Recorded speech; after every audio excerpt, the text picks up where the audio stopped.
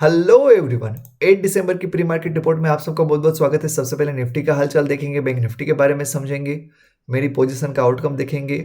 आज की कुछ इंपॉर्टेंट न्यूज़ है, मेनली जो आरबीआई का डिसीजन आने वाला है उसके बारे में बहुत सारा डिस्कशन करेंगे। स्मार्ट इंस्टीट्यूशन की एफआईआईडीआई की पोजीशंस क्या है वो देखेंगे, पूरा सेक्टोरियल आउटकम समझेंगे, वर्ल्ड मार्केट अभी क्या शो कर रहे हैं, आज क्या क्या चेंजेस हो सकते हैं वर्ल्ड मार्केट में, उसको डिस्कस करने के बाद गिफ्ट निफ्टी ऑयल और अपकमिंग इवेंट को डिस्कस किया जाएगा और फाइनली टेक्निकल एनालिसिस के साथ पूरे वीडियो को खत्म करेंगे।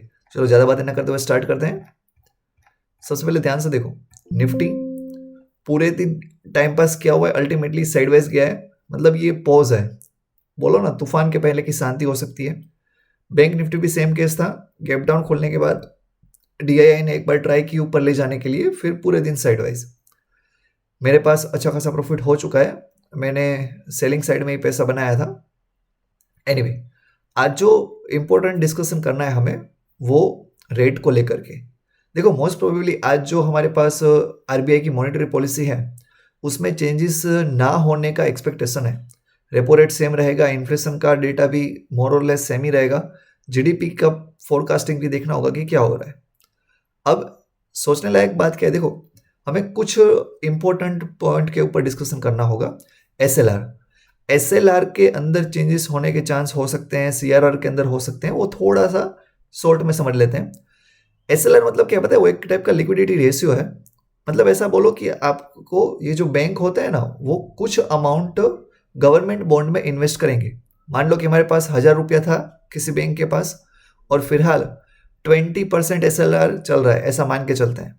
तो वो क्या करेंगे, 200 रुपये बॉन्ड में इन्वेस्ट करेंगे, ये फिक्स है और कहीं पे वो कर नहीं सकते। और हाँ, वो जो बॉन्ड में इन्वेस्ट किया वहां से उनको इंटरेस्ट रेट मिलेगा।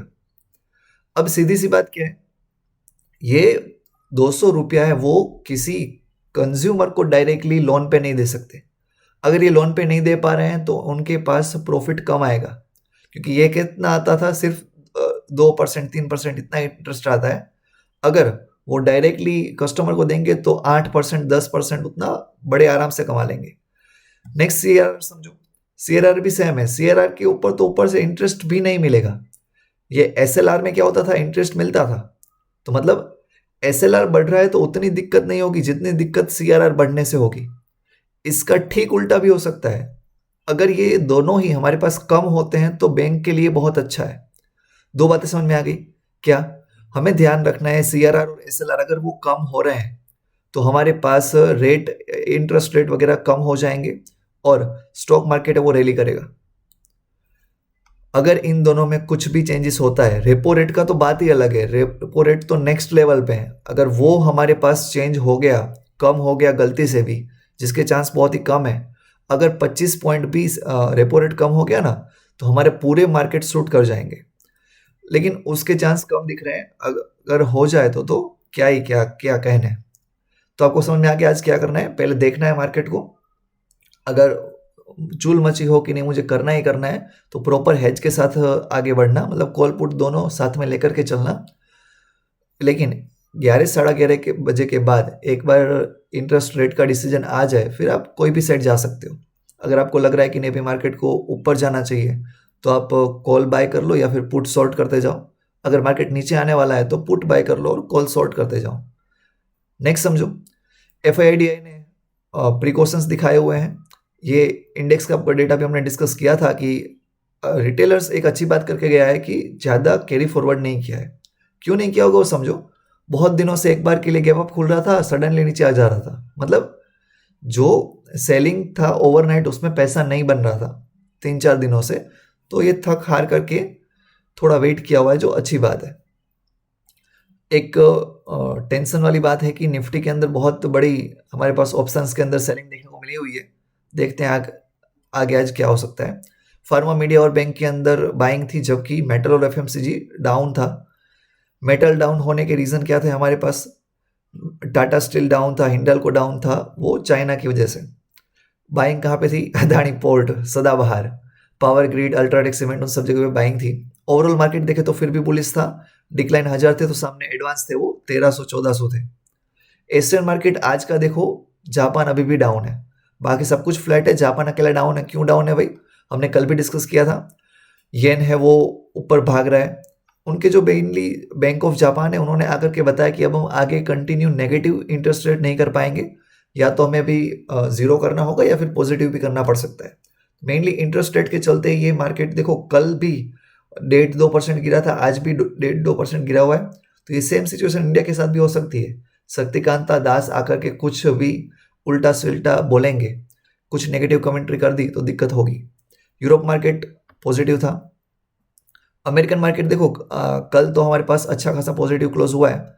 वैसे भी अगर देखने जाओ तो डाउ उतना इंक्रीज नहीं हुआ है जितना हमारे पास S&P बढ़ा हुआ है। S&P के अंदर 1% जितना बाइंग था, तो ये बड़ी इंडेक्स है, इसमें ज़्यादा स्टॉक्स हैं, तो ये अच्छी बात होगी। हाँ, ये बढ़ने का रीज़न देखो, गूगल ने अपना एक न्यू AI है उसके लॉन्च किया था, जेमिनी, उसके लिए ये बहुत अच्छा खासा भागा हुआ है। और यूएस का इनिशियल जॉबलेस क्लेम भी आया है, लेकिन ये उतना मैटर नहीं करता, नज़दीकी आया हुआ है।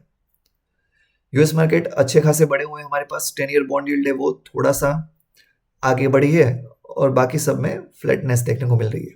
इंडियन एडीआर्स नेगेटिव है। डाउ फ्यूचर फ्लैट चल रहा है। गिफ्ट निफ्टी पूरे 15 पॉइंट ऊपर है। ऑयल अच्छी बात है, नीचे ही जा रहा है। हाँ, आज की इवेंट देखो, शाम को 7 बजे कुछ इंपॉर्टेंट डेटा आने वाले हैं, उसके ऊपर नज़र बनाए रखना। अर्ली मॉर्निंग हमारे पास जापान का जीडीपी डेटा आने वाला है, वो कुछ खास आया नहीं होगा, तभी मार्केट नीचे ही चल रहा है।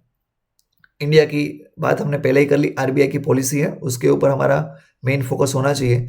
इन्फ्लेशन के बारे में क्या बोलते हैं, ग्रोथ और लिक्विडिटी के लिए क्या क्या पॉइंट ऑफ व्यू है, हमने डिस्कस कर लिया। और एक कल मुझे शेयर करना रह गया, जब ये वॉरेन बफेट ने रिसेंट टाइम में पेटीएम के शेयर बेचे ना, सब इनको पागल बोल रहे थे कि अभी तो शेयर बढ़ना स्टार्ट हुआ है, अभी तो 1000 को क्रॉस करेगा, फिर 1200 जाएगा, 1500 जाएगा।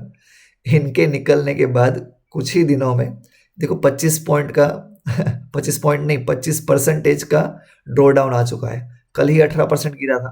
क्यों गिरा है? आरबीआई के चलते। आरबीआई ने जो पॉलिसी अनाउंस की है अपनी कि नहीं, अभी पर्सनल लोन और क्रेडिट कार्ड का है वो थोड़ा कंट्रोल करना है, तो उसके चलते पेटीएम ने अनाउंस किया कि वो आगे जाकर के 50,000 रुपये से कम वाले लोन नहीं देंगे।